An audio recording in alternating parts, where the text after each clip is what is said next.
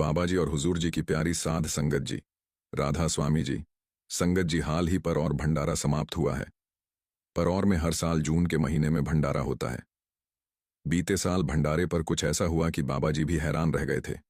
संगत जी, ये बात तो हम सभी जानते हैं कि ज्यादातर सत्संगी अपनी जेब या पर्स में अपने प्यारे सतगुरु की तस्वीर रखते हैं। आखिर वो तस्वीर उनके विश्वास और प्रेम की निशानी होती है। लेकिन सोचिए, अगर किसी सेवादार के पर्स में बाबा जी की तस्वीर के साथ कुछ ऐसा मिल जाए जिसे देखकर बाबा जी खुद भी हैरान रह जाए तो क्या कहेंगे आप? आज मैं आपको एक ऐसी ही दिल को छू लेने वाली घटना सुनाने जा रहा हूं। यह बात एक ऐसे सेवादार भाई की है जो अंबाला के पास किसी गांव का रहने वाला था। उसकी एक खिलौनों की दुकान थी और वह अक्सर डेरा जाया करता था। उसका जीवन सद्गुरु की भक्ति से जुड़ा हुआ था। उसकी पत्नी भी सत्संगी थी और वह भी सेवा और सत्संग में बढ़ चढ़कर हिस्सा लेती थी। पिछले साल पर और भंडारे से पहले सेवा का काम चल रहा था। वहां पर और में सेंटर में एक सड़क को बनाने की सेवा चल रही थी। अलग अलग जगह से सेवादारों को बुलाया गया था। अंबाला सेंटर से भी फोन आया कि अगर सेवा के लिए जाना चाहो तो 3 दिन की सेवा है। उस सेवादार भाई ने अपनी पत्नी से सलाह की। पत्नी बोली, आप निश्चिंत होकर सेवा पर चले जाओ, मैं दुकान संभाल लूंगी। भाई ने खुशी खुशी अपना नाम लिखवाया और अगली सुबह जत्थे के साथ बस में बैठकर डेरा रवाना हो गया। बस में सफर के दौरान सभी सेवादार बाबा जी के शब्द सुनते और बोलते रहे। 4-5 घंटे बाद जत्था पर और पहुंच गया। जत्थेदार ने सबकी ड्यूटी लगाई और सब मन लगाकर सेवा में जुट गए। 3 दिन की सेवा पूरी हो गई। अब सभी सेवादार वापसी की तैयारी में लग गए। उस भाई ने सोचा कि घर के लिए कैंटीन से कुछ सामान ले लूं, तो उसने कूपन खरीदने के लिए पर्स निकालना चाहा, लेकिन पर्स जेब में था ही नहीं। उसने घबराकर अपनी सारी जेबें टटोल डालीं। बैग को अच्छी तरह देखा, लेकिन पर्स का कहीं अता पता नहीं था। वह पास पड़ोस के सेवादारों से पूछने लगा कि किसी को काले रंग का पर्स मिला हो तो बता देना। जब कहीं से कोई खबर नहीं मिली तो उसने कार्यालय में जाकर पर्स खो जाने की रिपोर्ट लिखवा दी और फिर लंगर खाने चला गया। हुआ यूं कि सेवा करते वक्त उसका पर्स गिर गया था। किसी ने उस वक्त ध्यान नहीं दिया। जब सड़क की सेवा पूरी हो गई तब बाबा जी स्वयं वहां निरीक्षण के लिए आए। बाबा जी की नजर वहां पड़े उस पर्स पर पड़ी। बाबा जी ने अपने साथ खड़े सेवादार से कहा, देखो ये पर्स किसका गिरा है, इसमें कोई पहचान पत्र या आधार कार्ड होगा तो कार्यालय में जमा कर देना। सेवादार ने पर्स को खोल कर देखा। उसमें कुछ पैसे थे और बाबा जी की तस्वीर, कोई आईडी कार्ड या पता नहीं मिला। सेवादार ने बाबा जी को बताया, बाबा जी इसमें सिर्फ पैसे और आपकी तस्वीर है। बाबा जी ने कहा, मेरी तस्वीर है। बाबा जी ने वो पर्स अपने हाथ में लिया, तस्वीर निकाली और ध्यान से देखने लगे। तस्वीर के पीछे की तरफ पेंसिल से लिखा था, अगर यह पर्स किसी को मिला है या किसी ने इसे उठाया है तो कृपया इसमें रखे पैसे चाहे अपने पास रख लेना, लेकिन इस तस्वीर को इस पते पर भेज देना। यह मेरे बापूजी की तस्वीर है। अगर आप पैसे निकालकर पर्स फेंक देंगे तो मेरे गुरु की तस्वीर की बेइज्जती होगी। कृपया इसे जरूर भेज देना। धन्यवाद। यह पढ़कर बाबा जी भी हैरान हो उठे। उनके साथ खड़े सेवादार और सेक्रेटरी साहब भी इस बात से हैरान थे। बाबा जी ने मुस्कुराते हुए कहा, यह पर्स सड़क सेवा करने वाले किसी सच्चे सेवादार का ही होगा। उसे बुलाओ। एक सेवादार जत्थेदार के पास पहुंचा और पूछा, क्या आपके जत्थे के किसी सेवादार का पर्स खोया है? जत्थेदार ने तुरंत कहा, हाँ जी, हमारे जत्थे में एक सेवादार भाई का पर्स गुम हुआ है। फिर जत्थेदार ने उसे अंबाला वाले भाई को बुलवा भेजा। सेवादार ने भाई से कहा, आओ भाई, बाबा जी ने तुम्हें बुलाया है, पर्स मिल गया है। भाई थोड़ा घबराया, थोड़ा खुश हुआ और बाबा जी के सामने गया, जहां उसका प्रेम और आस्था देखकर हर कोई भावुक हो उठा। उसके मन में ख्याल आने लगे कि न जाने मुझसे कौन सी गलती हो गई जो बाबा जी ने मुझे बुलाया है। जब वो भाई बाबा जी के सामने पहुंचा तो देखा कि बाबा जी के हाथ में वहीं उसका पर्स था। बाबा जी ने बड़े प्यार से पूछा, बेटा पर्स में कोई पहचान पत्र तो नहीं रखा? बस मेरी तस्वीर और कुछ पैसे रखे हैं। भाई ने झुककर कहा, बाबा जी, आप तो मेरे बापू जी हो, क्या कोई बेटा अपने बाप की तस्वीर नहीं रख सकता? बाबा जी यह सुनकर मुस्कुराए और बोले, बेटा, तस्वीर के पीछे तूने कुछ लिख भी रखा है।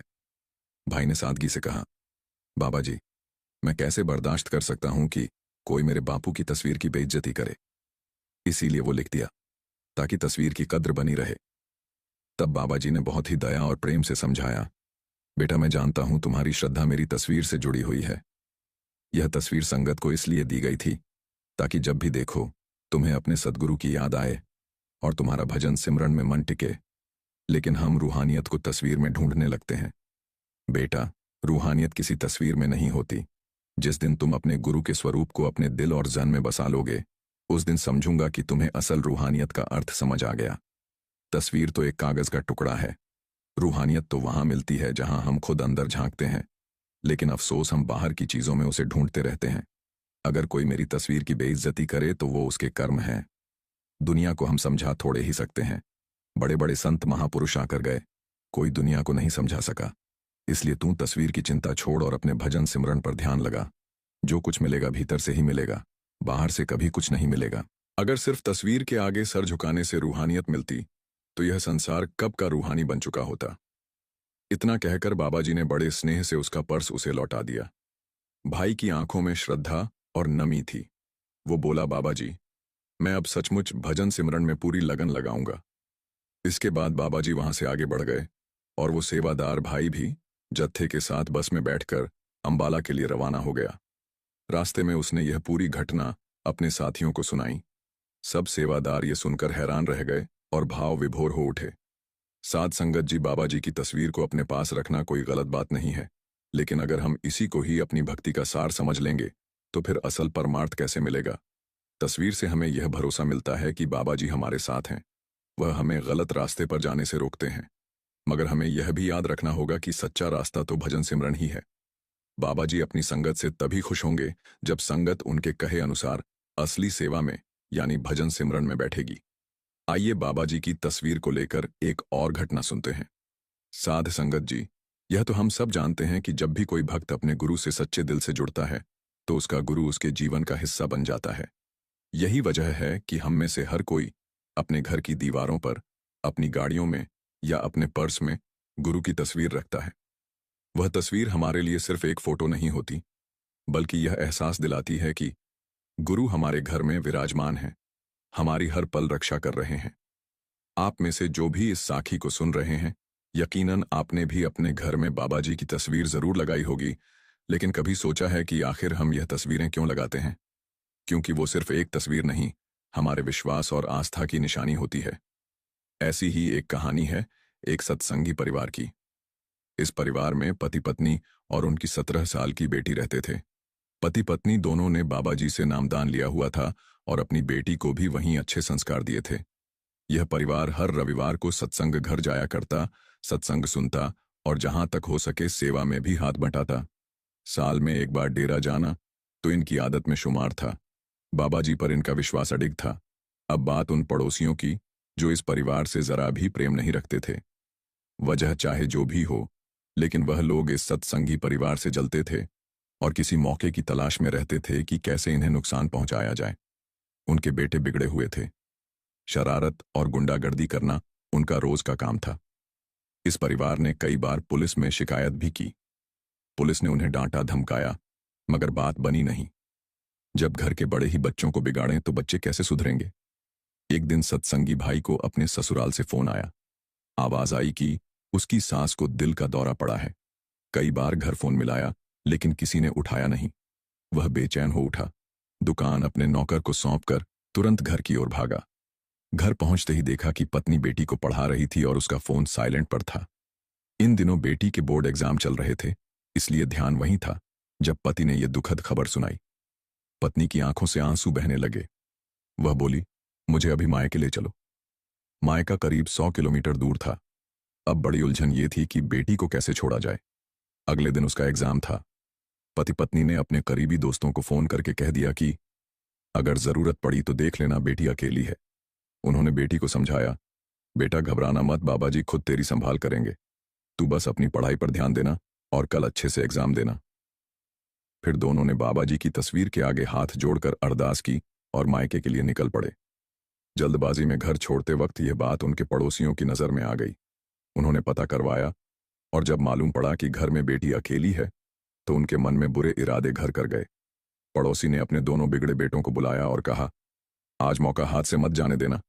घर में जो भी कीमती सामान है ले जाना और लड़की को खत्म कर देना ताकि मामला लूटपाट का लगे। दोनों लड़के शाम का इंतजार करने लगे। जैसे ही अंधेरा हुआ वो घर की खिड़की से अंदर घुस आए। लड़की अपने कमरे में पढ़ाई कर रही थी। दोनों धीरे धीरे लिविंग रूम में पहुंचे। वहां पहुंचकर जो देखा, उनके होश उड़ गए। दीवार पर बाबा जी की बड़ी सी तस्वीर थी और उसी तस्वीर के नीचे एक कुर्सी पर बाबा जी साक्षात बैठे थे, और वो भी हाथ में लाठी लिए। ये नजारा देखते ही दोनों बदमाश कांप उठे। बिना एक पल गंवाए जी खिड़की से आए थे। उसी से उलटे पांव भाग खड़े हुए। उन दोनों लड़कों ने जो कुछ घर में देखा था वो जाकर अपने पिता को बताया। वो बोले, पापा, आपने कहा था कि घर में लड़की अकेली है, लेकिन वहां तो उनके गुरु खुद मौजूद हैं। हम अंदर गए और देखा कि बाबा जी की तस्वीर के नीचे वो साक्षात बैठे थे। उनकी यह बात सुनकर उनका पिता गुस्से से भर गया और बोला, क्या बकवास कर रहे हो तुम दोनों? सीधे कहो कि तुमसे यह काम नहीं हो पाया। कहानी मत सुनाओ। लेकिन लड़कों ने डरते हुए कहा, नहीं पापा, हम सच कह रहे हैं। हमें अपनी आंखों पर भरोसा नहीं हो रहा था। यह सुनकर उनके पिता ने सोचा कि कहीं लड़के डर के मारे कोई बहाना तो नहीं बना रहे। उसने कहा, ठीक है, अब मैं खुद चलता हूं। इस मौके को हम खो नहीं सकते। इस बार पिता भी उनके साथ घर में घुसा। जैसे ही वह अंदर पहुंचा, उसने भी वही नजारा देखा। बाबा जी की बड़ी तस्वीर के नीचे रखी कुर्सी पर बाबा जी खुद विराजमान थे। बाबा जी जमीन पर लाठी को बजा रहे थे। यह देखकर उसके भी होश उड़ गए। वह कांपता हुआ बाबा जी के चरणों में गिर पड़ा और माफी मांगने लगा। बाबा जी ने प्रेम से कहा, माफी मुझसे नहीं, जिनका बुरा करने आए थे उनसे मांगो। अगले दिन जब सत्संगी दंपति घर लौटे तो देखा कि वह पड़ोसी और उसके दोनों बेटे उनके दरवाजे पर खड़े थे। वह हाथ जोड़कर माफी मांग रहे थे। पति पत्नी हैरान थे, सोच रहे थे, यह वही लोग हैं जो हमेशा हमारा बुरा चाहते थे। आज इनके व्यवहार में यह बदलाव कैसे आ गया? कहीं यह इनकी कोई चाल तो नहीं? तब पड़ोसी ने अपनी गलती स्वीकारते हुए सारी सच्चाई बता दी। वह बोला, हम आपके घर आपकी बेटी के साथ बुरा करने की नीयत से घुसे थे, लेकिन जैसे ही अंदर पहुंचे तो हमने देखा कि आपके गुरुजी खुद वहां बैठे हैं। हम डर से थर थर कांप गए। उनकी मौजूदगी ने हमारी सारी हिम्मत तोड़ दी। हमें माफ कर दीजिए। आज के बाद हम आपका कभी बुरा नहीं चाहेंगे। आपके गुरुजी खुद आपकी रक्षा कर रहे हैं। हमारे जैसे तुच्छ लोग उनका कुछ नहीं बिगाड़ सकते। यह सुनकर पति पत्नी हैरानी से एक दूसरे की ओर देखने लगे। उन्होंने पूछा, कहाँ बैठे थे बाबा जी? तो वे लोग बोले, वहीं आपकी दीवार पर जो बड़ी तस्वीर लगी है उसके नीचे रखी कुर्सी पर, उसी पर वह बैठे थे। दंपति ने उन्हें माफ कर दिया। फिर दोनों अंदर गए और अपनी बेटी से पूछा, बेटा, तुम्हें इस बारे में कुछ पता चला? बेटी मासूमियत से बोली, मुझे तो कुछ भी खबर नहीं। मैं तो अपने कमरे में बैठकर पढ़ाई कर रही थी। यह सब सुनकर पति पत्नी बाबा जी की तस्वीर के सामने बैठ गए। आंखों से आंसू बह निकले। वह बाबा जी को धन्यवाद देने लगे। उनके मन में एक ही भाव था, बाबा जी ने न केवल हमारी बेटी की रक्षा की, बल्कि उसे यह एहसास तक नहीं होने दिया ताकि उसकी पढ़ाई पर कोई असर न पड़े। साध संगत जी, ये चमत्कार वहीं होते हैं जहां सच्चा विश्वास होता है। अगर मन में कहीं भी शक की रेखा आ जाए तो फिर हमें अपनी रक्षा खुद करनी पड़ती है। जहां पूरा भरोसा है वहां बाबा जी खुद संभाल लेते हैं। आइए अब चलते चलते बाबा जी की तस्वीर की ताकत की एक और घटना को सुनते हैं। ये सच्ची घटना जालंधर के एक लोअर मिडिल क्लास सत्संगी परिवार की है। इस परिवार के मुखिया सुरजीत सिंह जालंधर की एक फैक्ट्री में काम करते थे। उनका छोटा सा लेकिन भक्ति में रंगा परिवार, पत्नी और 2 बच्चे थे।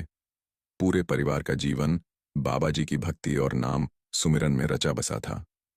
सुरजीत सिंह और उनकी पत्नी ने बरसों पहले बाबा जी से नामदान लिया था और हर रविवार को पूरे परिवार समेत सत्संग घर जाना उनकी आदत में शुमार था। बाबा जी पर उनका विश्वास अडिग था। जब उनकी बड़ी बेटी की पढ़ाई पूरी हुई तो उन्होंने अपनी बिटिया के लिए एक अच्छा रिश्ता देखना शुरू किया। बाबा जी की कृपा से जल्दी ही एक सत्संगी परिवार से रिश्ता तय हो गया। दोनों परिवारों ने आपसी सहमति से शादी की तारीख तय की और फिर सुरजीत सिंह ने अपनी हैसियत के मुताबिक शादी की तैयारियां शुरू कर दी।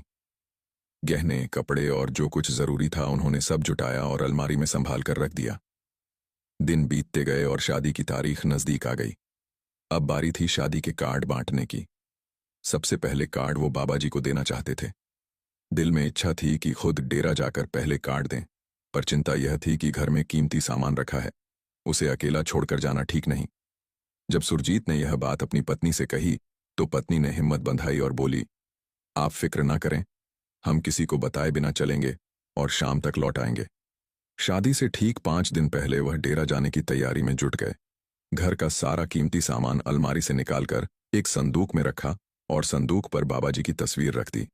फिर उन्होंने बाबा जी का नाम लेकर सब कुछ उनके हवाले करके वो लोग परिवार सहित डेरा रवाना हो गए। किसी को भनक तक नहीं लगने दी कि वो घर छोड़कर जा रहे हैं।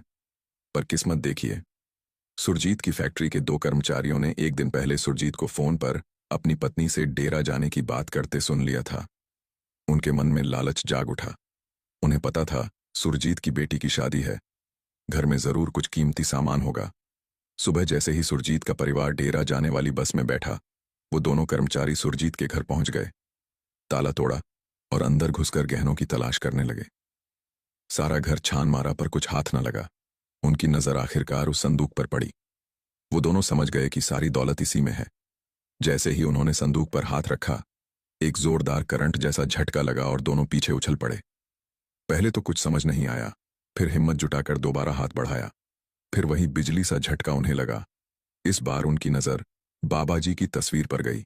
ऐसा लगा जैसे बाबा जी तस्वीर से ही क्रोध भरी नजरों से देख रहे हों। फिर भी लालच में अंधे होकर वो रुकने को तैयार न थे। एक लकड़ी उठाकर तस्वीर हटाने की कोशिश की, पर वो हल्की सी तस्वीर संदूक पर ऐसे चिपक गई जैसे लोहे पर कोई चुंबक। लकड़ी टूट गई, लेकिन तस्वीर अपनी जगह से हिल भी नहीं। अब तो दोनों के होश उड़ गए। उन्होंने तीसरी कोशिश की, लेकिन फिर वही नतीजा। डर से उनकी हालत खराब हो गई और दोनों वहां से भाग खड़े हुए, पर बाहर जाकर भी उनका दिल कांपता रहा। बाबा जी का चेहरा उनकी आंखों के आगे से हट ही नहीं रहा था। शाम को जब सुरजीत और उसका परिवार लौटा, तो टूटा ताला देखकर उनका कलेजा बैठ गया। मगर अंदर जाकर संदूक खोलकर देखा तो सब कुछ वैसे ही रखा था। थोड़ी देर में वहीं दोनों कर्मचारी भागते हुए घर आए, सुरजीत के पैरों में गिर पड़े। बोले, भाई साहब, हमसे बहुत बड़ी गलती हो गई, हमें माफ कर दो। हमें लालच ने अंधा कर दिया था। हम नहीं जानते थे कि तुम्हारा गुरु इतनी बड़ी ताकत वाला है। हम बाबा जी से माफी मांगना चाहते हैं, प्लीज हमें डेरा ले चलो। सुरजीत ने स्नेह से कहा, भाई, माफी के लिए डेरा जाने की जरूरत नहीं। अगर तुम्हारा दिल सच्चा है और तुम सच में शर्मिंदा हो तो बाबा जी से अपने मन में माफी मांगो। हमारे सद्गुरु हर जगह हैं, वो तुम्हारे दिल की आवाज सुन लेंगे। साध संगत जी, इस घटना से हमें यह सीख मिलती है कि जो भी सच्चे दिल से बाबा जी पर विश्वास करता है, उसका कोई बाल भी बांका नहीं कर सकता। अगर हम अपना सब कुछ बाबा जी के हवाले कर दें तो फिर चिंता की कोई जरूरत नहीं। बाबा जी खुद अपनी संगत की रक्षा करते हैं। बाबा जी की प्यारी साध संगत जी, सभी को प्यार भरी राधा स्वामी जी। संगत जी, आज हम आपको 2 साखियां सुनाने वाले हैं। दोनों साखियां पूरे ध्यान से सुने जी, अगर आप भी गुरु के अंदर दर्शन करना चाहते हैं। संगत जी, बहुत ही किस्मत वाले हैं वे लोग जो भजन सिमरन करते हैं, क्योंकि भजन सिमरन में इतनी ताकत है कि अगर हमारे परिवार में एक भी सदस्य हर रोज बिना नागा भजन सिमरन करता हो तो उससे परिवार का भी पार उतारा हो सकता है। इतनी ताकत है भजन सिमरन में, क्योंकि दुनिया में जितने भी संत हुए हैं सभी ने भजन सिमरन पर ही जोर दिया है। साध संगत जी, जब हम भजन सिमरन करते हैं तो हमें बहुत सारी शक्तियां प्राप्त होने लग जाती हैं। नाम की कमाई करने वाले आदमी पर अगर कोई जादू टोना भी करवा दे तो उस पर कोई असर नहीं होगा। यह साखी भी इसी पर संबंधित है। इस साखी को सुनकर हमें नाम जैसी अनमोल दौलत की अहमियत के बारे में पता चलेगा। नाम की शक्ति और नाम की ताकत हमें कैसे इस समाज में होने वाले बुरे कर्मों से बचाए रखती है, इसके बारे में हमें पता चलेगा। साध संगत जी एक सत्संगी माता जी, जिनका नित्य नियम था कि वह रोजाना 5 से 6 घंटे भजन सिमरन को देती थी। उन्होंने कभी भी नाम की कमाई करने में नागा नहीं डाला था। वह अपने सतगुरु के हुक्म के अनुसार रोजाना भजन बंदगी करती, नाम की कमाई करती। वह सुबह उठकर सबसे पहले मालिक की याद में समय देती, उसके बाद कोई कार्य करती। उन्होंने नियम बना रखा था कि रोजाना सुबह सबसे पहले नाम की कमाई करनी है, उसके बाद ही कोई दुनिया का कार्य करना है। तो ऐसे ही उनका यह नियम बना हुआ था कि वह रोजाना नित्यनेम करती थी। साध संगत जी, जब हम किसी चीज को इतनी महत्वता देने लग जाते हैं तब वह चीज हमारी दिनचर्या में अपने आप ही होने लगती है। उसको करने के लिए हमें ज्यादा प्रयास नहीं करने पड़ते, वह अपने आप ही हमसे होने लगती है, क्योंकि वह हमारी आदत बनने लग जाती है। कुछ सत्संगियों की शिकायत रहती है कि हमसे भजन सिमरन नहीं होता, क्योंकि उन्हें समय नहीं मिल पाता या फिर उनको और बहुत दूसरे काम होते हैं जिसके कारण उनसे भजन सिमरन नहीं होता। कुछ सत्संगियों का कहना है कि वह सिमरन के लिए बैठते हैं लेकिन उनका मन नहीं लगता। मन इधर उधर भटकता रहता है और दुनियावी कामों में लगा रहता है, जिसकी वजह से उनके नाम सिमरन नहीं हो पाता। लेकिन जो मालिक के सच्चे प्रेमी होते हैं, वह मन लगे या ना लगे वह समय जरूर देते हैं। कितना भी जरूरी कार्य हो, सबसे पहले भजन सिमरन करते हैं और मालिक उन पर एक न एक दिन कृपा कर ही देता है। इसी तरह एक माता भी थी जो रोजाना मलिक का नाम सिमरन किया करती थी, जिसका प्रभाव उनके घर वालों पर भी पड़ता था। वह उनको भी अक्सर बोला करती थी कि सुबह उठकर सबसे पहले मालिक की याद में बैठा करो।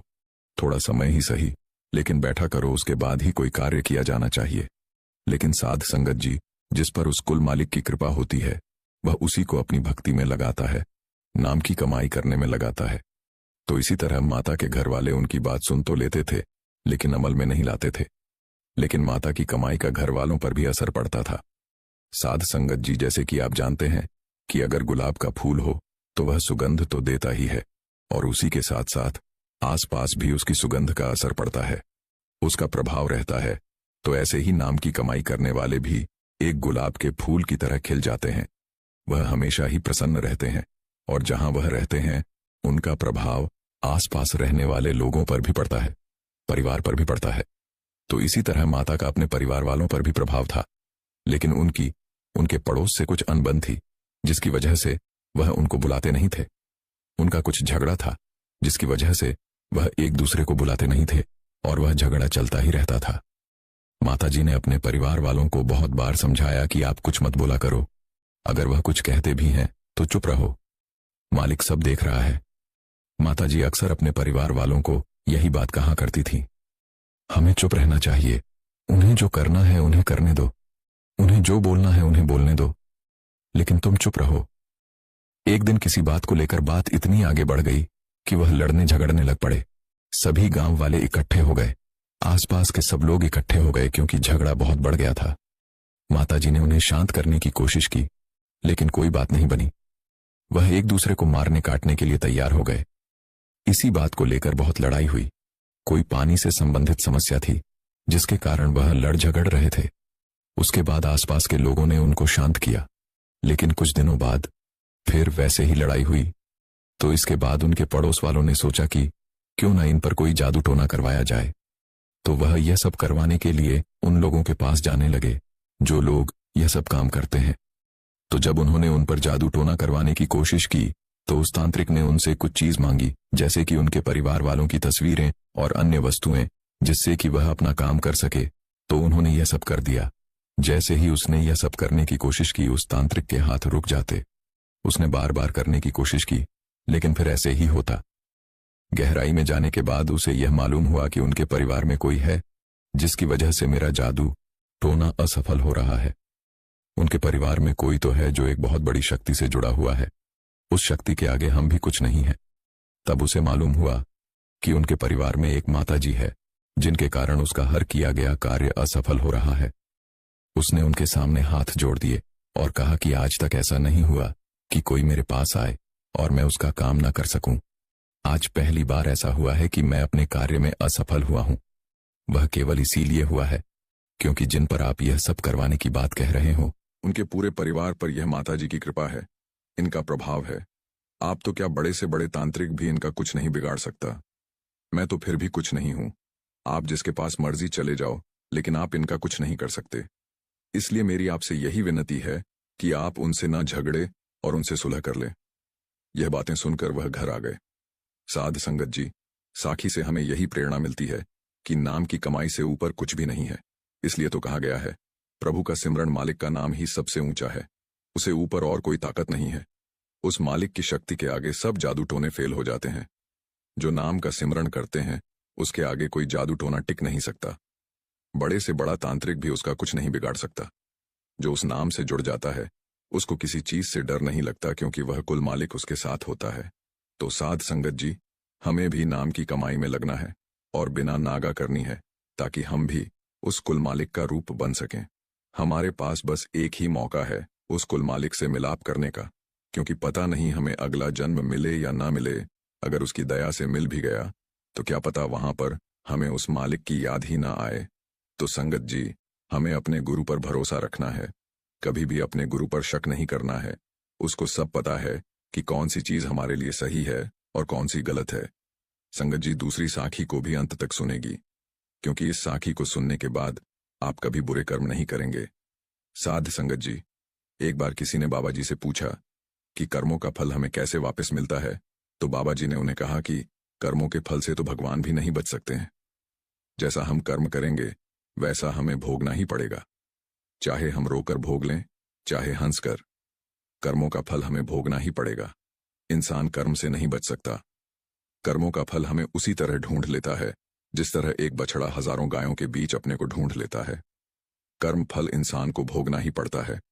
हमारे किए गए कर्म हमें ढूंढ ही लेते हैं, फिर चाहे वो कर्म अच्छे हो या बुरे हों। लेकिन हम लोग इस बात को ज्यादा गंभीरता से नहीं लेते और हमें लगता है कि कर्म फल जैसा कुछ नहीं होता। हम अक्सर उन लोगों के बारे में बात करते हैं जो दूसरों के साथ बुरा करते हैं, लेकिन फिर भी कोई उनका कुछ नहीं कर पाता। यही सोचकर हमसे ज्यादातर लोग बुरे काम करने लग जाते हैं। हम सब यह भूल जाते हैं कि कर्मों का हिसाब कभी भी तुरंत नहीं होता। किसी के साथ बुरा करने वाला भले ही आज सुखी हो, लेकिन कभी ना कभी उसे उसके कर्मों का फल भोगना ही पड़ेगा।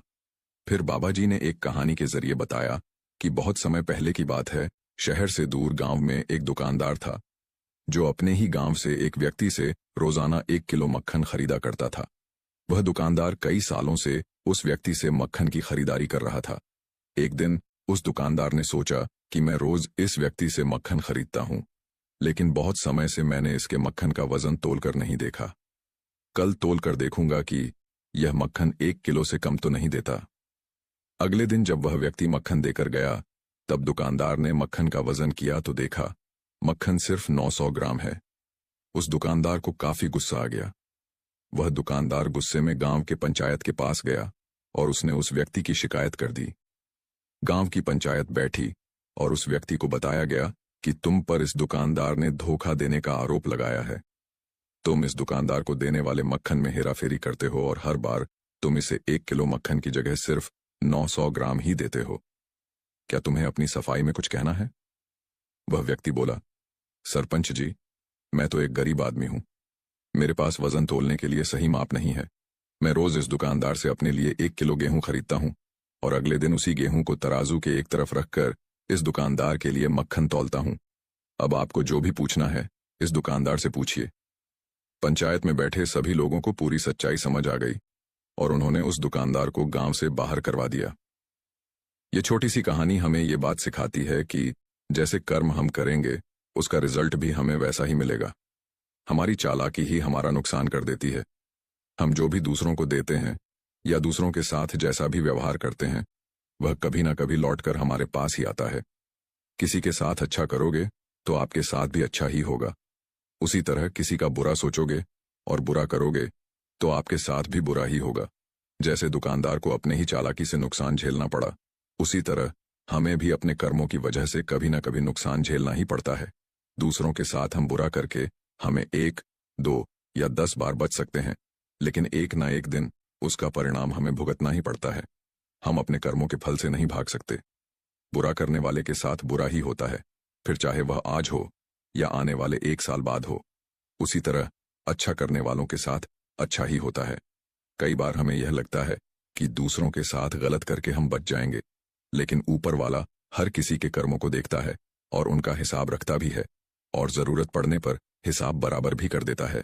इसीलिए कभी भी गलत ना करो और ना ही कभी यह सोचो कि उल्टे सीधे काम करके हम बच जाएंगे। जिंदगी को बेहतर तरीके से जियो, ईमानदार बनो। ज्यादा कमाने या फिर सिर्फ अपना ही फायदा देखने के चक्कर में किसी के साथ गलत कभी ना करो। हमेशा याद रखो कि जो जैसा करेगा वह वैसा ही भरेगा। गुरु प्यारे साध संगत जी, आप सभी को प्यार भरी राधा स्वामी जी। संगत जी, आज हम आपको 2 साखियां सुनाने जा रहे हैं जो कि सच्ची घटनाएं हैं। अगर आप बाबा जी से प्यार करते हो तो दोनों साखियां अंत तक जरूर सुनो जी। गुरु प्यारी साध संगत जी, गुरु के बिन कोई नहीं अपना। सारी दुनिया पर नजर डालकर देखें कि यहां पर हमारा अपना कौन है। अपना तो वही है जो यहां भी अपना साथ दे और मौत के बाद भी हमारा साथ दे। साध संगत जी, जिन बच्चों को हम अपना समझते हैं वह तो जीते जी हमें आंखें दिखाते हैं और हमारे जीते जी हमें छोड़कर चले जाते हैं या हमें ही किसी वृद्धाश्रम में भेज देते हैं। ये मौत के बाद हमारी सहायता क्या करेंगे? हमारा यहां पर कोई नहीं है, सिर्फ एक मालिक ही है। इसलिए उस मालिक का हाथ पकड़े रखो, वह हमें यहां पर भी और वहां पर भी हमेशा पार लगाएंगे। साध संगत जी, ब्यास डेरे में तो सेवा हमेशा चलती रहती है। और सेवा के लिए जत्थे आते जाते रहते हैं। वैसे तो बिना भंडारे पर कम जत्थे होते हैं, पर भंडारे पर संगत को देखते हुए ज्यादा जत्थे बुलाए जाते हैं। जो पक्के बैच के सेवादार होते हैं वह हर भंडारे पर ब्यास से आते हैं और सारी सेवा संभालते हैं। ऐसे ही एक बार एक सेवा जत्था लंगर की सेवा के लिए ब्यास गया। सब सेवादारों ने मन लगाकर सेवा की।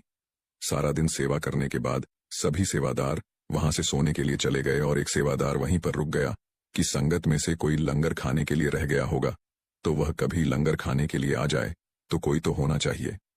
थोड़ी ही देर के बाद कुछ संगत वहां पर लंगर करने के लिए आ गई। सेवादार ने सबको प्यार से हाथ जोड़कर राधा स्वामी किया और कहा कि भाई अलग और बहनें अलग लाइन में बैठ जाएं। संगत जी एक बुजुर्ग सरदार जी थे। सेवादार की बात सुनकर उन्होंने कहा, भाई हम सब एक ही परिवार से हैं, इसलिए हम सभी एक साथ बैठकर ही लंगर खाएंगे। तो सेवादार ने कहा, वीर जी यहाँ पर भाई अलग और बहनें अलग लंगर खाते हैं। वह बुजुर्ग आदमी नाराज हो गया और लंगर की थालियों को वापस रखने के लिए जाने लगा। तब उस सेवादार ने बहुत हाथ पैर जोड़े कि वीर जी आप यहां से लंगर किए बिना मत जाइए।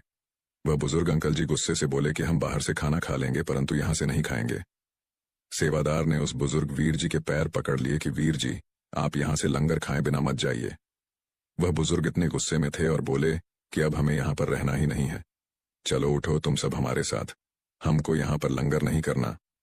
तब उस सेवादार ने उन वीर जी की टांगों को पकड़ लिया और बोला कि अंकल जी आप यहां से लंगर खाए बिना मत जाइए, नहीं तो बाबा जी मुझसे बहुत नाराज हो जाएंगे। उन सबके साथ एक बुजुर्ग आंटी जी भी थीं। उन्होंने कहा, सरदार जी अब आप मान भी जाओ, देखो उसने कैसे आपके पांव पकड़ लिए हैं और हम सबको लंगर करने दो। हमारे साथ में छोटे छोटे बच्चे भी हैं, उनको भी बहुत भूख लगी है। तब कहीं जाकर वह बुजुर्ग अंकल जी माने और फिर सबने एक साथ बैठकर लंगर किया और उस सेवादार का भी धन्यवाद किया। सेवादार का पक्का बैच था, वह तो हर भंडारे पर ब्यास सेवा पर आता रहता था। हमारे प्यारे बाबा जी तो सब जानी जान हैं, अपने चश्मे से सब देखते ही रहते हैं कि कहां पर क्या हो रहा है। जो सेवादार तीनों भंडारों पर ब्यास जाते हैं और सेवा करते हैं तो बाबा जी उन सेवादारों को अलग से दर्शन देते हैं और प्रसादी भी देते हैं। पर शादी के समय जब बाबा जी ने सेवादारों को पैदल दर्शन दिए तो वह सेवादार सबसे आगे बैठा था। बाबा जी ने उस सेवादार की पीठ थपथपाई और उसको गले से लगा लिया। यह देखकर सब हैरान थे। तब उसके साथ वाले सेवादार मुस्कुरा दिए। कुछ समय के बाद वह सरदार अंकल जी और उनके परिवार वाले फिर ब्यास में आए और वह सेवादार भी लंगर में सेवा कर रहा था। तो एक भाई ने कहा कि वीर जी आप तो वही हैं ना जिन्होंने इस भंडारे पर हमारे बापूजी के पैर पकड़ लिए थे। वह हंसने लगे। वह बोले, वीर जी तब से हमारा जीवन ही बदल गया है और हम सब सतगुरु की शरण में लग गए हैं। आपकी नम्रता ने हमारे पूरे परिवार का दिल जीत लिया है। बाबा जी की दया मेहर आप पर सदा बनी रहे और आप हमेशा स्वस्थ रहें और गुरु घर में बढ़ चढ़कर सेवा करते रहें। इसी के साथ एक छोटी सी साखी और है। एक सत्संगी पिता पुत्र थे। उनका शहर में बहुत बड़ा ढाबा था। बहुत से लोग उनके ढाबे पर खाना खाने आते थे और कई लोग खाना अपने साथ पैक भी करवा कर ले जाते थे और कोई ऑर्डर करके भी मंगवा लेते थे। उन्होंने अपने ढाबे पर बहुत से लड़के काम करने के लिए रखे हुए थे। वह सुबह 11 बजे से रात को 11 बजे तक काम करते थे। एक रात 11 बजे तक सभी लड़के अपना अपना काम करके घर चले गए। उसके बाद उनको एक फोन आया। फोन पर कोई बुजुर्ग आदमी था।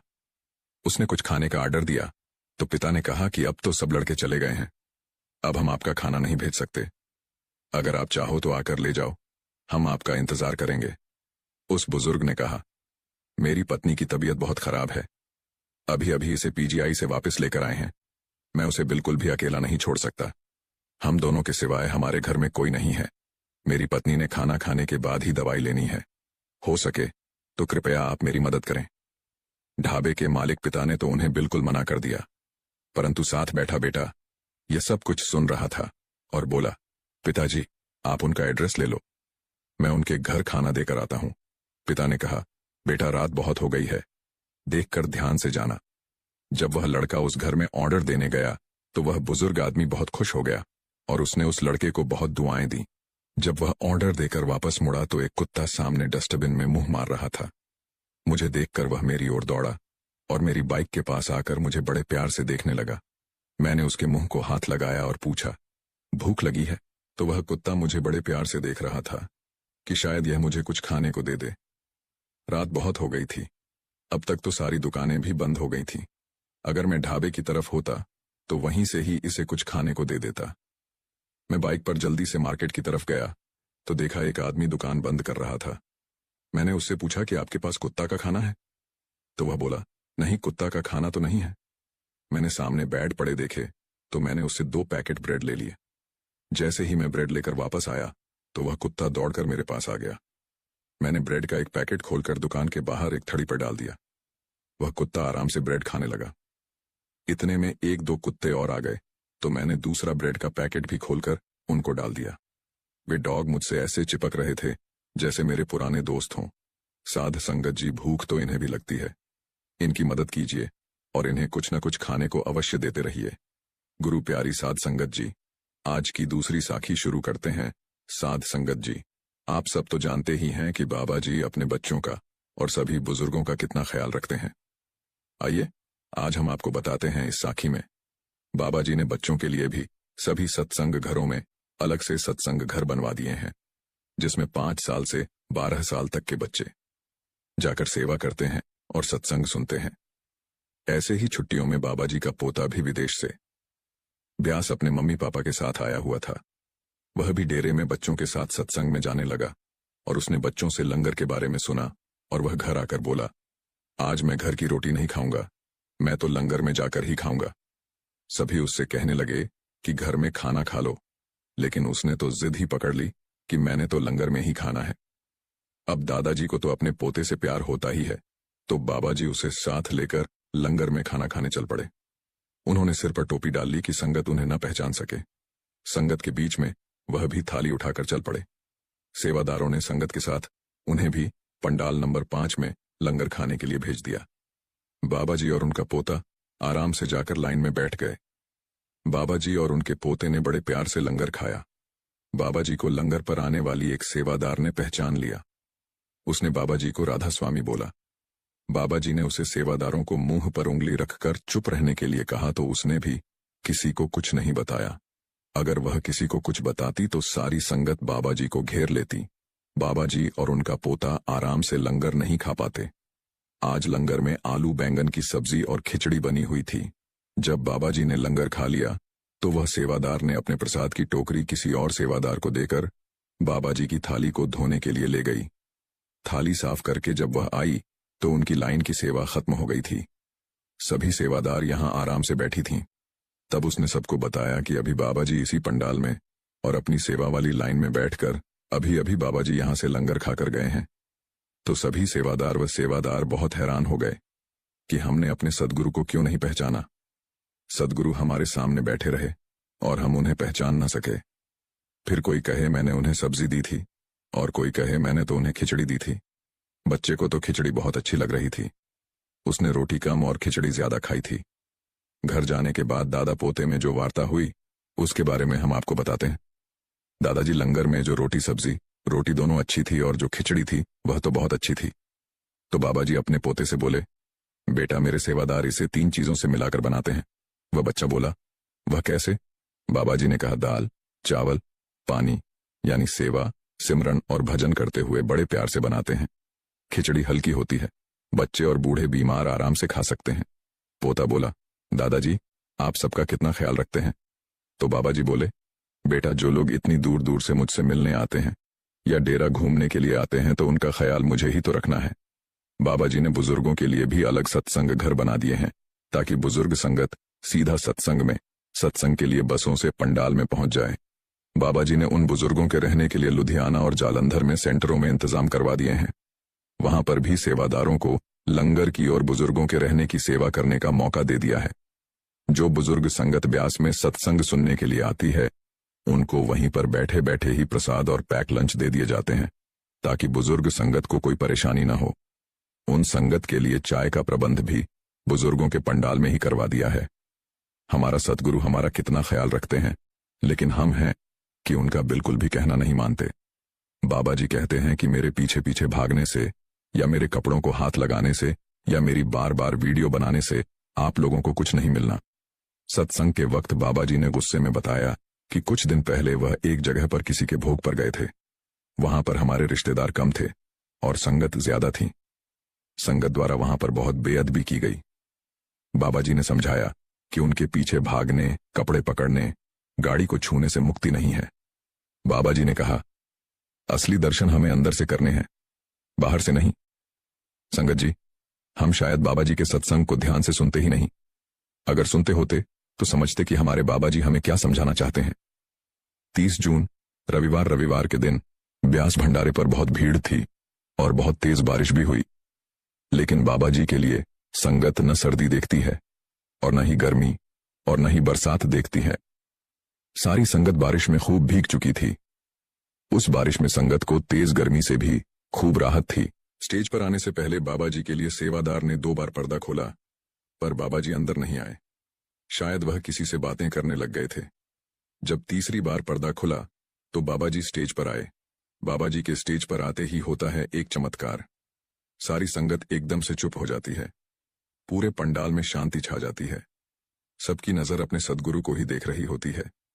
सद्गुरु स्टेज पर आकर पहले सारी संगत को माथा टेकते हैं। राधा स्वामी बोलते हैं।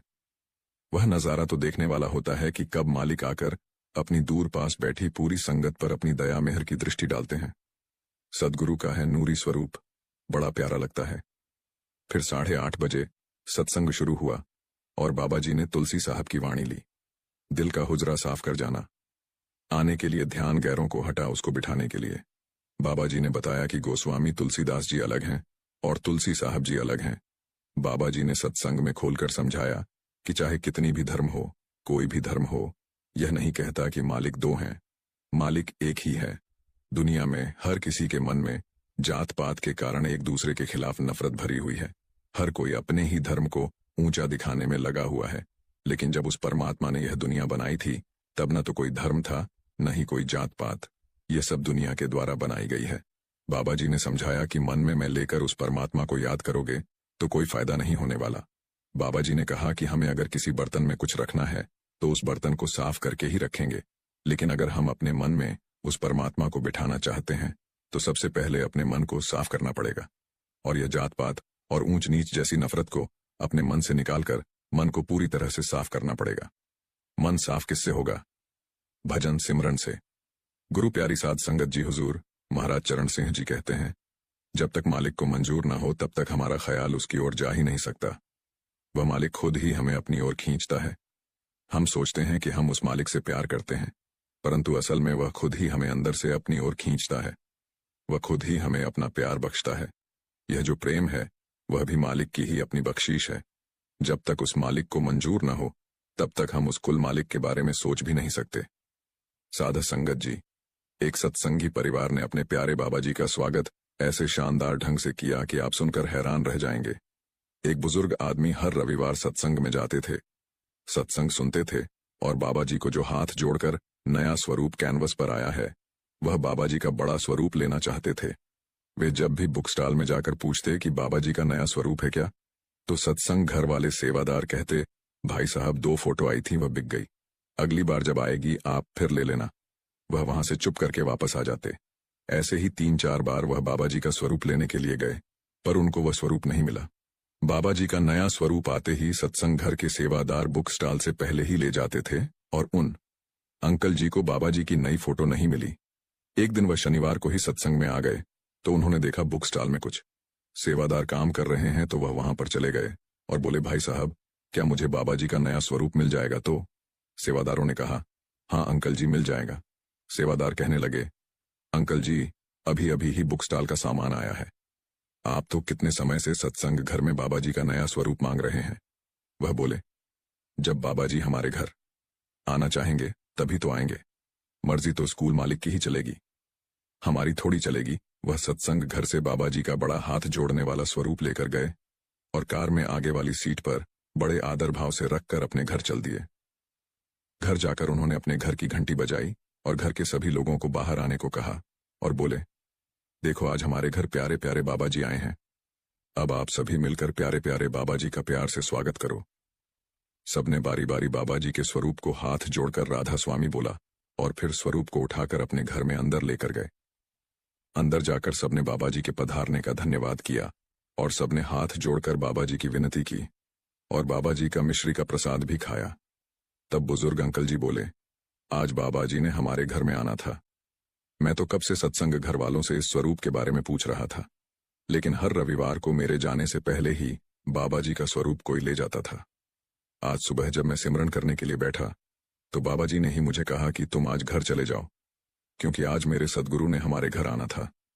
इसलिए मैं शनिवार को ही सत्संग घर में चला गया और बाबा जी का यह प्यारा स्वरूप ले आया। अंकल जी बोले, समय से पहले किसी को कुछ भी नहीं मिल सकता। बाबा जी का आना हमारे घर पर आज ही तय था, तो बाबा जी पहले कैसे आ जाते। सभी हाथ जोड़कर बाबा जी का शुक्र शुक्र करने लगे। शुक्र, मालिक का शुक्रदाता, आपका बहुत बहुत शुक्रिया। इसी के साथ एक छोटी सी साखी और है। एक शख्स ने बाबा जी से सवाल पूछा कि बाबा जी, हम सत्संग में आते हैं, सत्संग खत्म होने के बाद हम फिर दुनिया के काम धंधों में उलझ जाते हैं, तो सत्संग सुनने का हमें क्या कोई फायदा होता है। तो बाबा जी ने कहा कि बड़े महाराज जी कहते थे कि पत्थर को अगर आप पानी में रखो तो वह गलेगा नहीं, लेकिन जितनी देर वह पानी में रहेगा उतनी देर वह सूरज की गर्मी से जरूर बचा रहेगा। इसलिए आप सत्संग में आए और आपने 45 मिनट का सत्संग सुना। यह आप पर निर्भर है कि आपने सत्संग अच्छी तरह से सुने या न सुने, पर आप इन 45 मिनट तक कोई बुरा कर्म तो नहीं करते, आप कोई बुरा कर्म करने से बचे रहते हैं। इसलिए दुनिया के सारे काम छोड़कर पहले सत्संग के लिए अवश्य समय निकालें।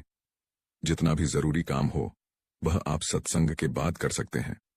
बाबा जी ने इतने बड़े बड़े सत्संग आप सभी संगत के लिए ही तो बनवाए हुए हैं। बाबा जी ने करोड़ों रुपए खर्च करके संगत की भलाई के लिए ही इतने बड़े बड़े सत्संग घर बनवाए हैं। संगत सत्संग घर में आकर 45 मिनट का सत्संग सुन सके। वैसे तो सत्संग 2 दिन होता है, बुधवार और रविवार।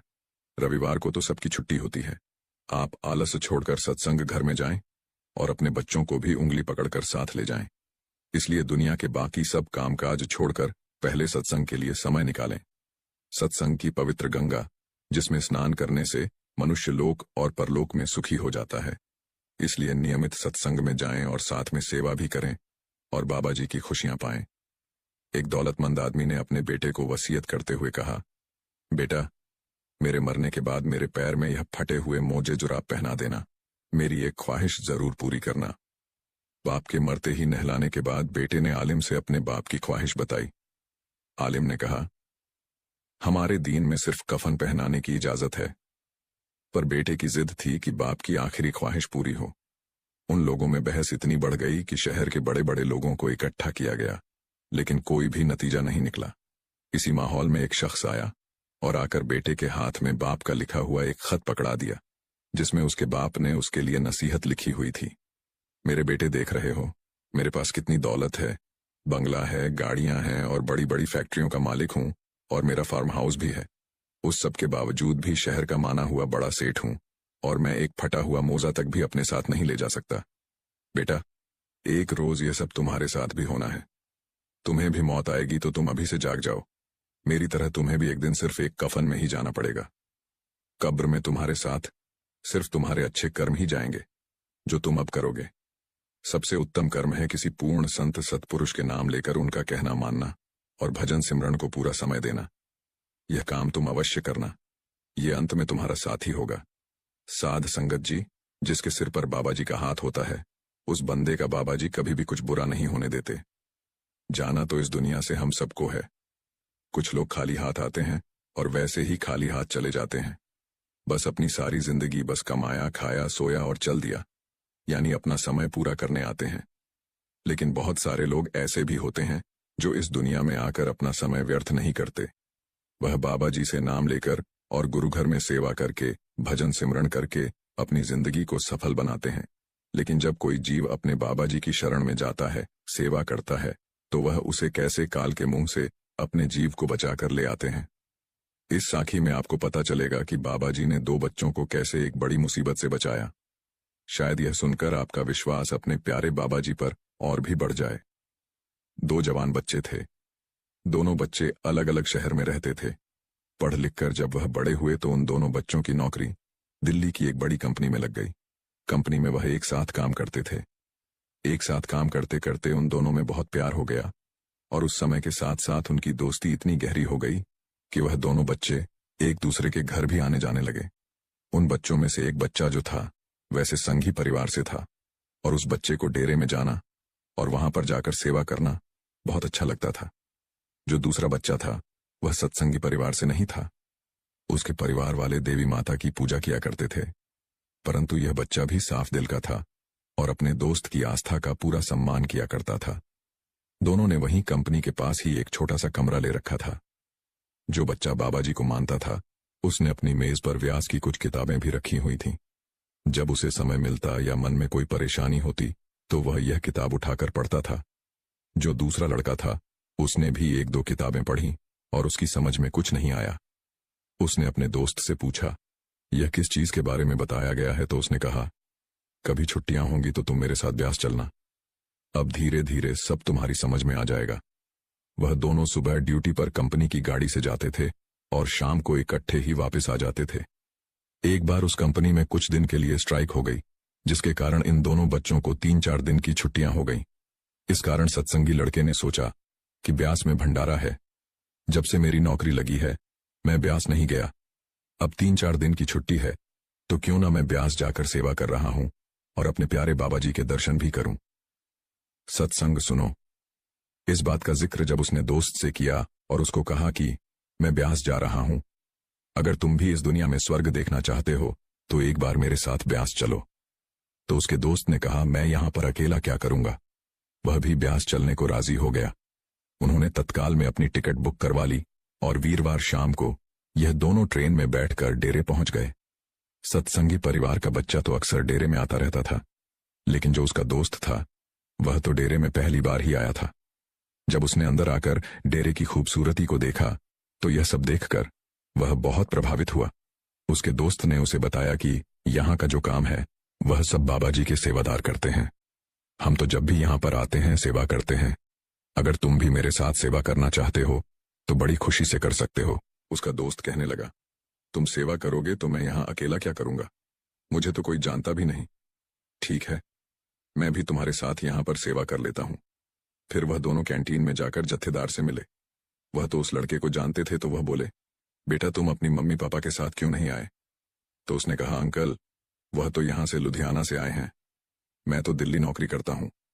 2-3 दिन की छुट्टियां थी, मैंने सोचा ब्यास चलते हैं, अपने परिवार से भी मिल लेंगे और सत्संग सुन लेंगे और बाबा जी के दर्शन सब हो जाएगा। उस लड़के ने कहा, अंकल जी अभी मेरा दोस्त है, हम दोनों को सेवा करनी है, आप हमें किसी सेवा में लगा दो। जत्थेदार ने कहा, ठीक है, तुम दोनों कंप्यूटर चलाना जानते होगे तो जाओ वहां पर काउंटर पर सेवा कर लो। तो वह दोनों दोस्त कंप्यूटर में कार्ड डालकर पर्ची देने की सेवा करने लगे। आपको मालूम है सत्संग के समय कैंटीन 1 घंटा पहले बंद हो जाती है, तो दोनों दोस्त शनिवार को भी बाबा जी के दर्शन करके आए। रविवार को भी दोनों सत्संग सुनने के लिए गए और फिर आकर अपनी सेवा में लग गए। जब भी सेवादारों का लंगर आता तो वह दोनों खा लेते, चाहे दूध वगैरह कैंटीन से ही ले लेते थे। रविवार शाम को जब दोनों दोस्त अपना बैच वापस करने गए तो वहां के इंचार्ज ने कहा कि आप दोनों को अभी और सेवा करनी है, आज आप नहीं जा सकते, आप कल सुबह चले जाना। वह बोले, अंकल जी हमने तो ट्रेन के रिजर्वेशन आज की करवा रखी है। तो इंचार्ज ने कहा, बेटा यह हमारा नहीं, बाबा जी का हुक्म है कि इन बच्चों को आज नहीं जाने दिया जाए। जो सत्संगी लड़का था उसके पापा भी बेंच देने आए तो वह इंचार्ज उसको रोक रहे थे कि बाबा जी का हुक्म है। तो उसके पापा ने भी कहा, बेटा आज रुक जाओ, इसी में हमारी भलाई है। मैं रात को वहीं कैंटीन में रह गए। सुबह कैंटीन से चाय वगैरह पीकर जब उनको बैच देने गए तो इंचार्ज ने बोला, बेटा तुमने कौन सी ट्रेन से वापस जाना था?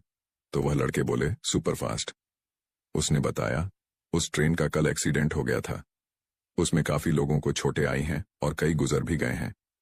इंचार्ज बोला, बाबा जी आपको बचाना चाहते थे, तभी उन्होंने आपको रात को यहां पर रोक लिया।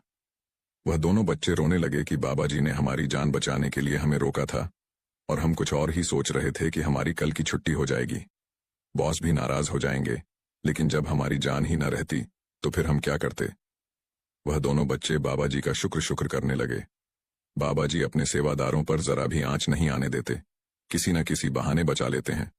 साध संगत जी हमारी दूसरी साखी है, जैसी करनी वैसी भरनी, यह वाक्य तो आपने सुना ही होगा। अर्थात जैसे आप कर्म करोगे वैसा ही आपको फल भी प्राप्त होगा। लेकिन मेरा एक प्रश्न है, क्या आप इस बात पर यकीन करते हैं कि जैसा आप कर्म करेंगे वैसा ही आपको फल भी मिलेगा? अब आप में से अधिकतर लोगों के मन में यह प्रश्न जरूर उठ रहा होगा, क्योंकि इसमें पूछने वाली बात क्या है? यह तो सत्य ही है कि जैसे हम कर्म करेंगे वैसा ही हमें फल भी मिलेगा। लेकिन एक बार के लिए आंखें बंद करके अपने आप से यह प्रश्न कीजिए। देखिएगा कि आपको इस प्रश्न का उत्तर स्पष्टता से नहीं मिल पाएगा। कहीं ना कहीं आपके मन में एक संशय जरूर होगा कि क्या यह बात सच है या झूठ, क्योंकि आपने अपने आसपास तो ऐसे कई लोगों को देखा होगा जो लोग बहुत अच्छे कर्म करते हैं, बहुत अच्छे स्वभाव के होते हैं, वे कभी किसी का बुरा नहीं करते, किंतु फिर भी उनके साथ हमेशा बुरा ही होते हैं। वे लोग हमेशा दुखी रहते हैं, हमेशा परेशान रहते हैं। आपने कई बार यह भी देखा होगा, या फिर आप में से ही कई ऐसे लोग भी होंगे जिन्होंने अपनी परीक्षाओं के लिए जी तोड़ मेहनत की होगी, लेकिन फिर भी अंत में उनके हाथ निराशा ही लगी। तो इसका अर्थ क्या होगा? क्या इसका अर्थ यह है कि जिन भी महापुरुषों ने इस कहावत को कहा है, क्या यह झूठ है? क्या वह महापुरुष गलत थे? नहीं। वास्तविकता तो यह है कि हम अपने कर्मों का लेखा जोखा तो समझ ही नहीं पाते, और इसी कारण हम यह सोचते हैं कि हम तो बहुत अच्छा कर्म कर रहे हैं, हम लोगों की भलाई कर रहे हैं, लोगों की मदद कर रहे हैं, फिर भी हमें ना जाने क्यों हमेशा दुख और परेशानी ही उठानी पड़ती है। लेकिन आज की जो कहानी मैं आपके लिए लेकर आया हूं, इस कहानी के माध्यम से आप यह समझ जाएंगे कि आखिर कर्मों का यह लेखा जोखा हमारे जीवन पर किस प्रकार प्रभाव होता है। एक समय की बात है, एक गांव में दो भाई रहा करते थे। दोनों ही कुशल थे, किंतु उनमें से एक बहुत ही क्रूर और चालाक था। उसने धोखा देकर अपने छोटे भाई की सारी जमीन जायदाद अपने नाम करवा ली थी, और छोटे भाई के नाम पर कुछ भी नहीं बचा था। उसे तो बस एक टूटी फूटी झोपड़ी मिली थी, जिसमें वह और उसकी पत्नी रहा करते थे। उसकी पत्नी भी हमेशा बीमार रहती, और उसे तरह तरह की यातनाएं, पीड़ाओं और समस्याओं का सामना करना पड़ता था। छोटा भाई बहुत गरीब था, उसके पास पैसे भी नहीं थे ताकि वह अपनी पत्नी का इलाज करवा सके, लेकिन वह बहुत शांत स्वभाव का था, वह अच्छी प्रवृत्ति का था। इस कारण वह कभी किसी से क्लेश नहीं करता था, न ही किसी के लिए बुरा सोचता था। वह कभी किसी का बुरा नहीं करता था। फिर भी उसके मन में हमेशा एक प्रश्न रहता था। वह हमेशा अपने आप से कहता था, हे ईश्वर, मैंने कभी किसी के साथ बुरा नहीं किया, कभी किसी का बुरा नहीं सोचा, फिर भी आखिर मेरे साथ इतना बुरा क्यों होता है? मेरी पत्नी हमेशा बीमार रहती है, मेरे बच्चों को 2 वक्त का खाना तक नसीब नहीं होता, और मैं चाहकर भी अपने परिवार को एक अच्छा जीवन तक नहीं दे पा रहा। आखिर ऐसा क्यों? वहीं पर दूसरी तरफ मेरा भाई है जो बहुत क्रूर है, चालाक है, घमंडी है। उसे देखो, वह अपना जीवन कितने ऐशो आराम के साथ जी रहा है। उसके पास ढेर सारा धन है, रहने के लिए अच्छा मकान और खाने के लिए अच्छे अच्छे पकवान हैं। वह तो अपना जीवन मजे में जी रहा है, और मैं यहाँ पर घुट घुट कर मर रहा हूँ। उसे कोई परेशानी नहीं, और मेरी परेशानियां खत्म होने का नाम ही नहीं लेती। ये सोचता हुआ वह इस विचार पर पहुंचा कि लगता है बुरे कर्मों का फल ही अच्छा होता है, और अच्छे कर्मों का फल अच्छा नहीं मिलता है। और देखते ही देखते यह बात उसके मन में घर करने लगी थी। ऐसे ही कई दिन बीत गए, और अब छोटा भाई और भी ज्यादा परेशान रहने लगा था, क्योंकि उसकी पत्नी की तबीयत ठीक होने का नाम ही नहीं ले रही थी, और उसके सामने तरह तरह की परेशानियां खड़ी थीं, जिन्हें देखकर वह मन ही मन रोता रहता, परेशान होता। एक दिन की बात है, वह किसी काम से दूसरे गांव की ओर जा रहा था। तभी उसकी नजर एक साधु पर पड़ी। वह साधु एक द्वार पर खड़े होकर भिक्षा मांग रहे थे, और वह हमेशा केवल एक ही बात कह रहे थे, तेरे कर्म तेरे हिस्से, और मेरे कर्म मेरे हिस्से। जब छोटे भाई के कानों में यह बात पड़ी तो उसे बहुत क्रोध आया। वह तुरंत ही उन साधु के पास जा पहुंचा और उनसे कहने लगा, हे गुरुवर, मैं आपको कब से देख रहा हूं, आप केवल एक ही बात कह रहे हैं, तेरे कर्म तेरे हिस्से और मेरे कर्म मेरे हिस्से। क्या यह सत्य है? इस बात का जवाब देते हुए वह साधु कहते हैं, हाँ, यह बिल्कुल सत्य है। क्या तुम्हें इस पर यकीन नहीं? तभी वह छोटा भाई उन गुरु से कहता है, हे गुरुवर, लगता है आपको कोई भ्रम हो गया है। मैंने अपने जीवन में कभी कोई बुरा कर्म नहीं किया, न ही मैंने कभी किसी के बारे में बुरा सोचा, न ही किसी का बुरा किया। उसके बाद भी मैं हमेशा परेशानियों से घिरा रहता हूं। तकलीफें दिन ब दिन मुझे और परेशान कर रही हैं। मुझे तो आज तक मेरे अच्छे कर्मों का कोई अच्छा फल नहीं मिला। फिर आप यह कैसे कह सकते हैं कि अच्छे कर्मों का फल अच्छा मिलता है? मेरी पत्नी हमेशा बीमार रहती है, और मेरे घर में खाने तक के लिए पैसे नहीं हैं। यहाँ तक कि मेरे बच्चे भी भूखे रह जाते हैं, और फिर भी आप कहते हैं कि अच्छे कर्मों के फल अच्छे मिलते हैं। तभी वह साधु बड़े ही शांत स्वभाव से उस व्यक्ति से कहते हैं, लगता है परिस्थितियों ने तुम पर बहुत गहरा प्रभाव डाला है, ऐसा प्रतीत हो रहा है कि तुम परिस्थितियों के आगे हार मान चुके हो और इन कठिन परिस्थितियों ने तुम्हारी सोच को भी बदल दिया है। इसी कारण तुम ऐसा कह रहे हो।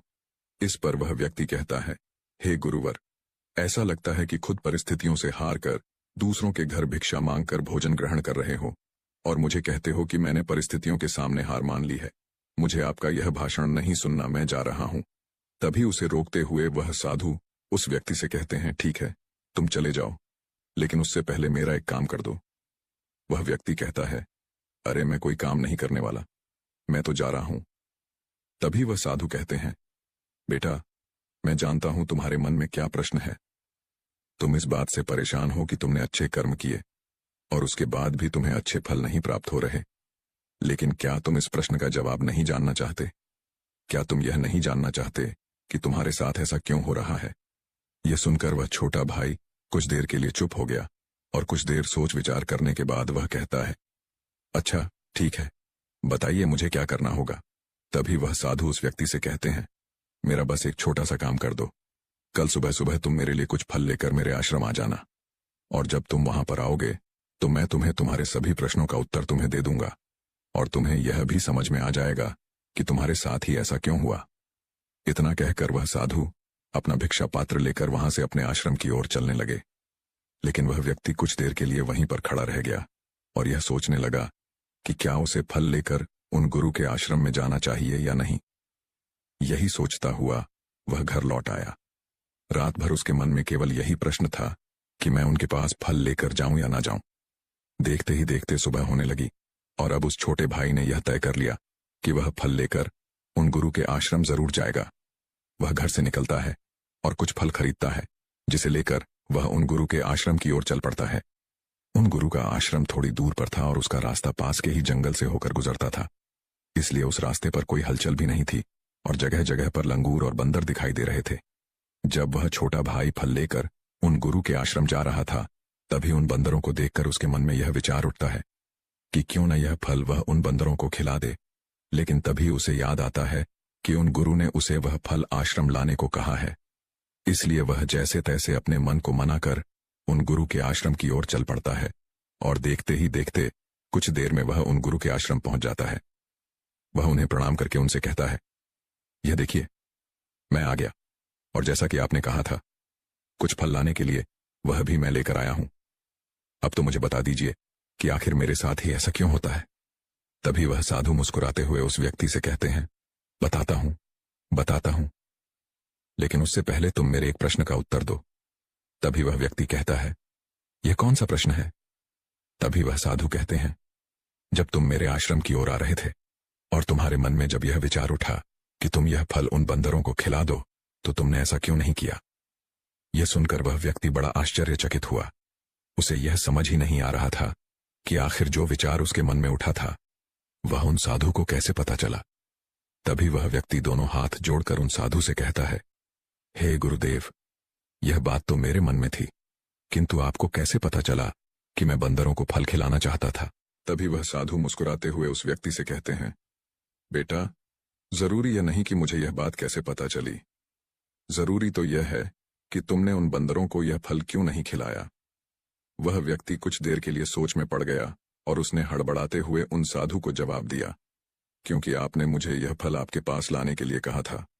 तभी वह साधु उस व्यक्ति से कहते हैं, बेटा, जिस तरह से एक बछड़ा हजारों गायों में भी अपनी मां को ढूंढ ही लेता है, ठीक उसी प्रकार कर्मकर्ता को ढूंढ ही निकालता है।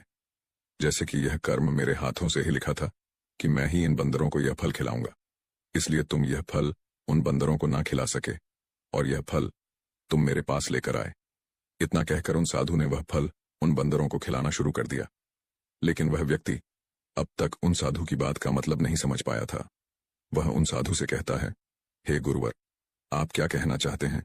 मुझे आपकी बात कुछ समझ नहीं आई, कृपया करके मुझे साफ और स्पष्ट तौर पर समझाएं। तभी वह साधु मुस्कुराने लगे और व्यक्ति से कहते हैं, हम मनुष्यों को हमेशा से यही लगता है कि हम ही करता है और हम ही कर्म करते हैं, लेकिन वास्तविकता तो कुछ और है। यहां पर समझने वाली बात यह है कि कर्म हमारा चुनाव खुद करता है, हम कर्म का चुनाव नहीं करते। यदि आप किसी काम को करने के योग्य हैं तो कर्म आपको लाखों लोगों की भीड़ में से भी ढूंढकर निकाल ही लेगा। इसीलिए जरूरी यह है कि कर्म करने पर नहीं, बल्कि योग्य बनने पर ध्यान दो। यदि तुम्हारा पूरा ध्यान केवल कर्म करने पर होगा, तो तुम कभी भी योग्य नहीं बन पाओगे और कभी भी कर्म तुम्हारा चुनाव ही नहीं करेगा। इस पर वह व्यक्ति कहता है, हे गुरुवर, योग बनने से आपका क्या मतलब है? आपका कहना है कि क्या मैं अपने परिवार का पालन पोषण नहीं कर सकता? तभी वह साधु उस व्यक्ति से कहते हैं, नहीं नहीं, मेरे कहने का अर्थ यह नहीं है। मैं तो तुमसे यह कहना चाहता हूं, योग्य बनने के लिए जिन कर्मों की आवश्यकता होती है, उसके लिए तुम्हें पहले छोटे छोटे कामों को करना शुरू करना होगा। और जब तुम उन कामों में निपुण हो जाओगे, कुशल हो जाओगे, इतने योग्य बन जाओगे, तो बड़ा कर्म, या फिर यूं कहें कि यह मुख्य कर्म जिस कर्म के लिए तुम बने हो, वह कर्म तुम्हें ढूंढ ही लेगा और वह कर्म तुम्हारे पास खुद ही चला आएगा। उदाहरण के तौर पर तुम इन बंदरों को ही देख सकते हो। ये बंदर जब छोटे होते हैं, तब से ही यह पैरों पर चलना सीखते हैं, गुलाटी लगाना सीखते हैं, दौड़ना सीखते हैं, छलांग लगाते हैं। शुरू शुरू में इसे तकलीफ होती है कि कभी गिर जाते हैं तो कभी इन्हें चोट भी लगती है, लेकिन धीरे धीरे यह उन कामों में निपुण हो जाते हैं, कुशल हो जाते हैं और उसके बाद इनका भोजन इन तक स्वयं ही पहुंच जाता है। इसीलिए अपनी रोजमर्रा की जिंदगी में भी छोटे छोटे कर्म करते रहो, तो बड़ा कर्म तुम तक खुद चला आएगा और तुम किसी भी बड़े लक्ष्य को प्राप्त कर सकोगे। आगे वह साधु उस व्यक्ति से कहते हैं, और यदि तुम योग्य बनने के लिए कर्म करोगे ही नहीं, तो दूसरे लोगों के कर्म भी तुम पर हावी होने लगेंगे, तुम्हारे जीवन को प्रभावित करने लगेंगे। उदाहरण के लिए तुम्हारी पत्नी को ही ले लो। तुम्हारी पत्नी कई दिनों से बीमार है और उसकी तबीयत ठीक ही नहीं हो रही, और तुम यह सोचते हो कि पता नहीं तुम्हें किन कर्मों की सजा मिल रही है। तुम अपने आप को अभागा समझते हो, असहाय महसूस करते हो, लेकिन वास्तविकता तो कुछ और ही है। तुम्हें यहां पर यह समझने की आवश्यकता है कि तुम्हारी पत्नी बीमार अपने कर्मों से है, न कि तुम्हारे कर्मों से। हो सकता है कि तुम्हारी पत्नी ने अतीत में ऐसा कोई कर्म किया हो जिसकी सजा वो आज भुगत रही है, और तुम्हारी पत्नी के कर्मों के कारण ही तुम्हें भी दुख झेलना पड़ रहा है, तकलीफें उठानी पड़ रही हैं, परेशानियों का सामना करना पड़ रहा है। और यही कारण है कि अधिकांश लोग अपने परिवार के कारण, अपने बच्चों के कारण तरह तरह के दुख झेलते रहते हैं, तरह तरह की परेशानियों का सामना करते रहते हैं। किंतु तुम्हें यहां पर यह समझने की आवश्यकता है कि यदि तुम इस योग्य होते, तो तुम्हारे पास इतने पैसे होते तो तुम अपनी पत्नी का इलाज करवा पाते। और तो और यह भी हो सकता था, यदि तुम इस योग्य होते तो तुम्हारा विवाह किसी दूसरी स्त्री के साथ हुआ होता जो स्वस्थ होती, लेकिन तुम उस योग्य थे ही नहीं। और यही कारण है कि तुम अपनी पत्नी के कारण आज दुखों में डूबे हुए हो, किंतु अब तक कुछ भी नहीं बिगड़ा। यदि तुम अब भी योग्य बन जाओ, तो दूसरों के कर्म तुम्हें कभी भी प्रभावित नहीं कर पाएंगे। आगे वह सन्यासी उस युवक को चेतावनी देते हुए कहते हैं, मेरी एक बात हमेशा याद रखना, तुम्हें वह नहीं मिलता जो तुम चाहते हो, बल्कि तुम्हें वह मिलता है जिसके तुम योग्य हो। इसीलिए कर्म करने से ज्यादा योग्य बनने पर ध्यान दो, अपनी योग्यता बढ़ाओ। केवल कर्म का फल पाने के लिए कर्म मत करो, और फिर तुम कभी भी इन परेशानियों से निकल नहीं पाओगे। तभी वह व्यक्ति उस साधु के सामने दोनों हाथ जोड़कर उनसे कहता है, हे गुरुवर, आप हमेशा योग्य बनने की बातें कर रहे हैं, किंतु आप यह नहीं बता रहे हैं कि मैं अपनी योग्यता को किस तरह से बढ़ाऊं ताकि मेरा मुख्य कर्म मुझे ढूंढ ले। तभी वह साधु उस व्यक्ति से कहते हैं, यह तो बड़ा ही सरल है, फिर भी लोगों के लिए यह बहुत कठिन हो जाता है। सबसे पहला उपाय यह है कि जो भी कर्म तुम कर रहे हो, उस कर्म को कर कर भूल जाओ। अर्थात योग्य बनने के लिए जो भी कर्म तुम कर रहे हो, उसे याद न रखो, उसे भूल जाओ। ये मत सोचो कि जो तुमने कर्म किया है उसका फल तुम्हें कब और क्या मिलेगा।